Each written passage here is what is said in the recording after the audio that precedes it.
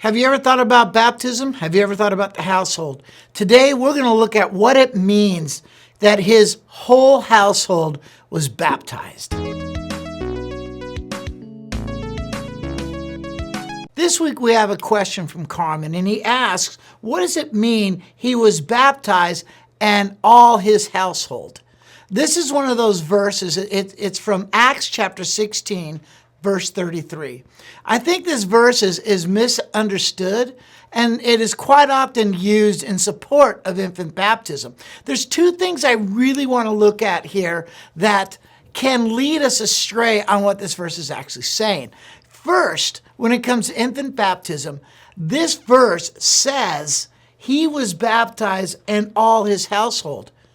Nowhere does it talk about the infants were baptized. In order to have that point of view, you have to assume there were infants in the household.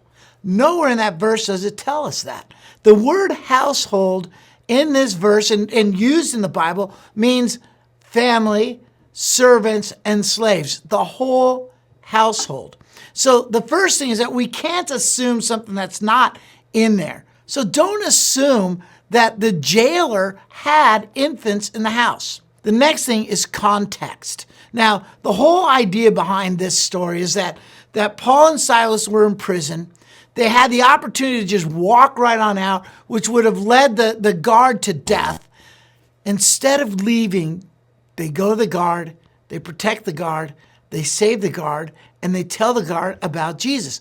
And the guard's comment is, "Sirs, what must I do to be saved?" And then they say in the rest of it, starting in verse 30, "Sirs, what must I do to be saved?" They said, "Believe in the Lord Jesus Christ, and you will be saved, you and your household." Again, household. Anybody who is listening to Paul and Silas when they say the gospel of Jesus, if you believe in Jesus, you and your household will be saved. This is really a big deal because, man, if one person in a household believes in Jesus, it can spread like wildfire. So he's telling them, you must believe. And then we come to verse 32. "And they spoke the word of the Lord to him together with all who were in the house. And then at this hour, they baptized him and all of his household." What this verse is really telling us is that when you hear the word, when you believe what you've heard, then you are baptized. And so it's understood. No kid could have heard the word and really understood what he was saying.